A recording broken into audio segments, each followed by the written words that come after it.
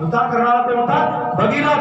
मग पुत्र व्हावा तर भगीरथासारखा तपस्वी, पुत्र व्हावा तर शिवाजी महाराजांसारखा सूर, आणि पुत्र व्हावा तर हनुमंतासारखा भक्त. म्हणून पुढे एकची पुत्र माये पोटी, हरिस्मरणे उद्धरे कुळ कोटी.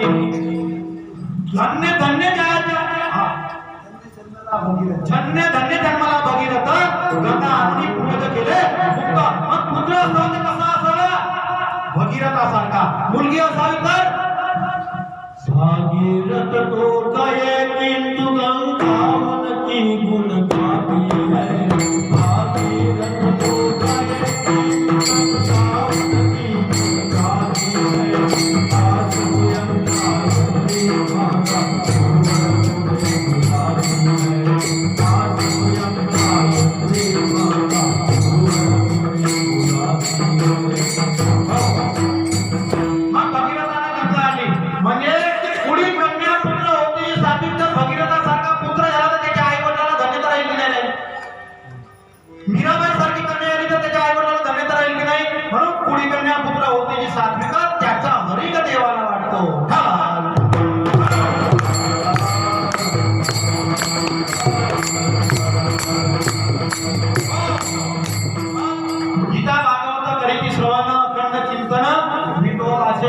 तिसऱ्या अभंगामध्ये सांगतात गीता भागवत जो श्रवण करतो राजा परीक्षित तरला.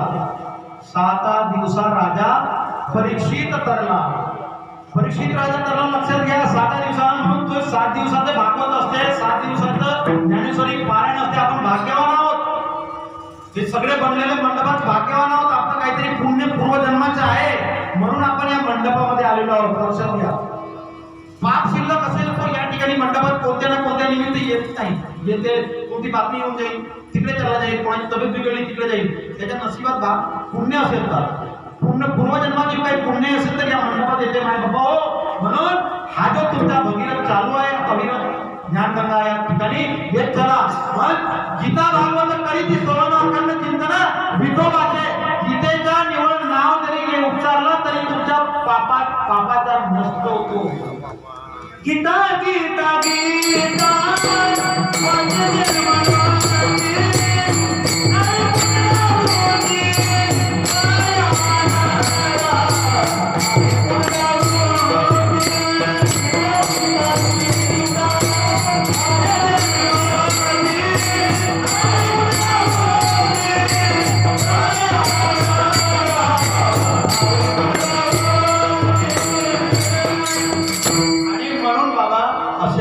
कीर्तनात येत जा. तुम्हाला पुन्हा एक गोष्ट सांगतो.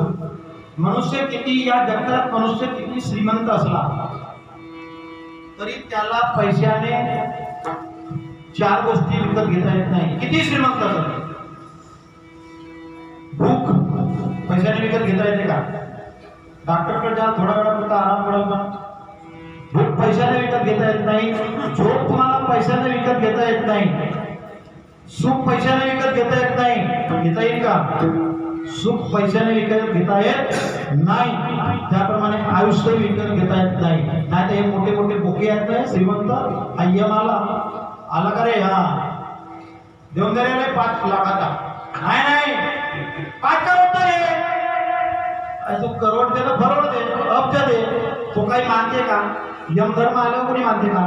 म्हणून बाबाने पैशाने जे सुख विकत घेता येत नाही आणि जे आपल्या आयुष्यामध्ये कधी सोडून जात नाही असे सुख या गीता भागवतामध्ये आहे. म्हणून भागवतामध्ये आपण सर्वांनी यावं, त्याचा गोड करावा. साधू संत मुनी असे येतात. तुका म्हणे माझ्या घडोत्याची सेवा. अशा संतांची सेवा मागतात. ते निवड तिकडे हो म्हणणारे नको. चालपूर्ती त्यांना चालत नाही. म्हणून तुका म्हणे माझ्या अशा संतांची सेवा मागणारे कोण आहेत? जगद्गुरु तुकाराम महाराज आहे. तो भारत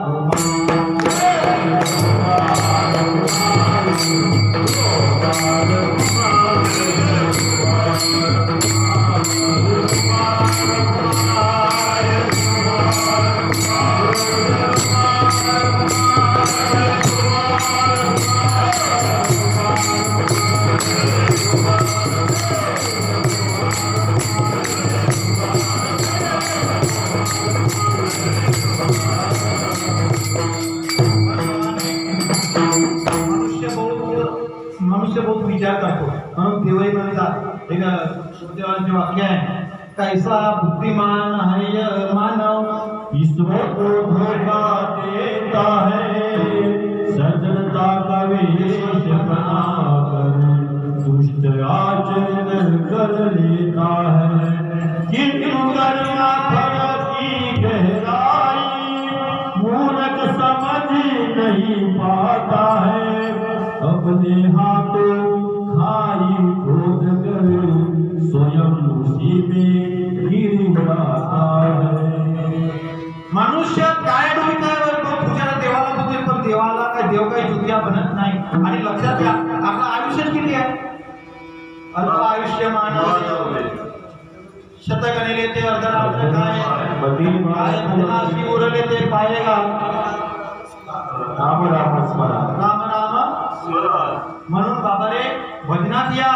हे भाग्यवान आहोत आपण. कोरोनासारख्या रोगात गेलो असतो तर इथे दिसले असते का आपण? दिसलो असतो का? मोठे मोठे गेले त्याचे काही कोणाचे ना चाले.